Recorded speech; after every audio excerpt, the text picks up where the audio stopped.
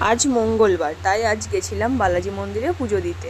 আমাদের এখানেই চাঁদপুলে বাজারে আর কি আছে মন্দির, তো সেই মন্দিরেই গেছিলাম পুজো দিতে। প্রথমে ফুল নিয়ে নিলাম, তারপরে বরকে বললাম একটু মিষ্টি নাও, আর কি মিষ্টি বলতে সন্দেশ। তো সন্দেশ নিল, দিয়ে জিজ্ঞেস করলাম আমি যে কী সন্দেশ নিল, দিয়ে দেখালো যে লাল সন্দেশটা নিয়েছে। আমি বলছি ভালো করেছো। তো ওই আঙ্কেলকে বলছিলাম যে তুমি খুচরো পয়সা দাও, কারণ হচ্ছে এখানে অনেক বাইরে অনেক মানুষ বসে থাকে, তো তাদেরকে দিতে হয়।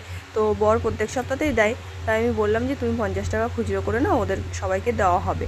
যেহেতু বেলা হয়ে গেছে, লোকও অনেক কম আছে, বর যতদূর সম্ভব আর কি যতটা পারে ততটা দেওয়ার চেষ্টা করে ওদেরকে, বাইরে যারা বসে থাকে। কোনো দিন আটাও দেয় ওদের। তো দেখো আজকে বালাজিকে খুব সুন্দর সাজিয়েছে। আর এদিকে রাধাকৃষ্ণ ছিল, আর এখানে দেখো রাম লক্ষ্মণ আর কি সীতা, তারপরে বালাজি সবাই আছে। তো মন্দিরটা খুব সুন্দর সাজানো, আর সত্যিই খুব ভালো লাগে। জানি না, এই মন্দিরে গেলে একটা শান্তিই লাগে আলাদা। তো জানি না কেন লাগে, আমার বর তো প্রত্যেক সপ্তাহে যায়, বাট আমার যাওয়া হয় না, কারণ কাজকর্ম থাকে, তো ওই জন্য আর যাওয়া হয় না। তো তবে আমার যবে মন চায় তবে আমি যাই। তো দেখো এখানে আমি বরকে বললাম একটু জল ঢেলে দাও শিবের মাথায়। তো এখানে অনেক দেবদেবী ছিল, তাদের মাথায় জল ঢেলে দিচ্ছে।